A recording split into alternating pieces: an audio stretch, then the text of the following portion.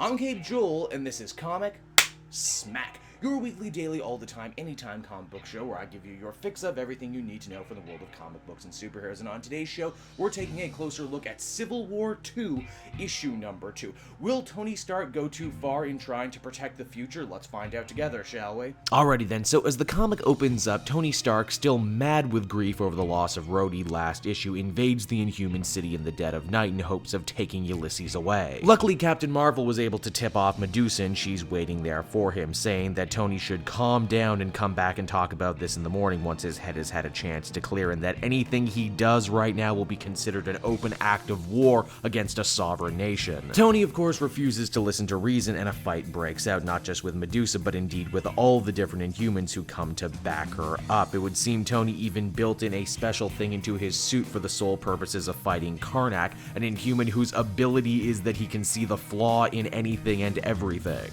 But wait, it gets even better. Not only does Iron Man defeat all of the Inhuman royal family very quickly, we find out that that wasn't even really Tony they were fighting. It was a doppelganger, like an empty drone armor. Wow, the Inhumans getting royally served in just the first couple pages of this issue. If I didn't know any better, I would say Bendis is not a fan of them. After having their pride bruised in a major way, Medusa is forced to try and get her people under control while they call for Stark's blood. Karnak even leads a bunch of them to Stark Towers with plans of tearing it down. Luckily, Maria Hill and S.H.I.E.L.D. reaches out to Carol Danvers and the Ultimates to try and go and calm them down before this situation can escalate anymore. Carol tries to calm everyone down, but unfortunately Medusa's hands are being tied right now by her people. One of their own was taken, and it seems like the Avengers just want to handle this thing themselves internally. Now what about Stark? Why did he take Ulysses? As he puts it, Carol went in half-cocked, abused his powers, and because of it a bunch of people ended up dead and hurt. He intends to not make the same mistake, and he's going to discover the secret of Ulysses' powers one way or another, even if Ulysses isn't exactly on board with it. In fact, Tony kinda sorta tortures this young man here and makes a computer copy of his brain without permission. Say what you want about his methods, but just in a few short minutes, Tony manages to make more of a breakthrough than the Inhumans and Carol ever did with this kid, in doing so figuring out that his future-seeing abilities are triggered by his emotional state. So, you know, basically like all powers. It's with the help of Beast that the Ultimates and Inhumans manage to track Tony down, a fact that Tony himself says is pretty ridiculous. Who would even think about Beast being on their team? Wow, just, you know, Iron Man throwing a bunch of shade the Inhumans' way this issue. Carol and Tony once again face up and start battling ideologies. Tony saying that the genie can't be put back in the bottle now that she uncorked it, and he's just trying to get a better understanding of it. Carol, of course, fires back by saying that he invaded a sovereign nation and kidnapped someone who's probably not even old enough to drink, and that just doesn't look good. But this argument will once again need to be put on the back burner because Ulysses has another vision, only this one is more powerful than the rest because he's able to project this vision into the mind of everyone around him, and that vision is of the Hulk,